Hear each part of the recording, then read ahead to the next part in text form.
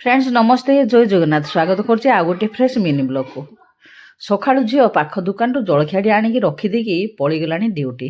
झील जलखिया खाऊनी कौची बो आसिले मोटा हो जाऊँगी से न खाई ड्यूटी पड़े जाऊँगी।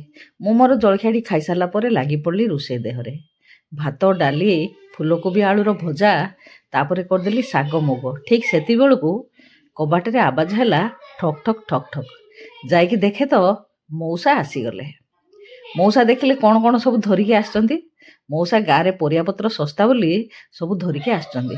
आ मु आसिला बेले आपन देखैथिली वीडियो रे पुदीना धनिया सब आमे लगैथिलु। देखंतु केते बड़ बड़ हो जाइछि धनिया और पुदीना। बारीरु ना निज बारीरु दुबटिए बाहरले मध्य बहुत खुशी लागियो। तापर परियापत्र सब रखा रखी कलु। मौसा धुआ धुकी आसिले तांकु टिके खाइବାକୁ देई आमे खाइलु।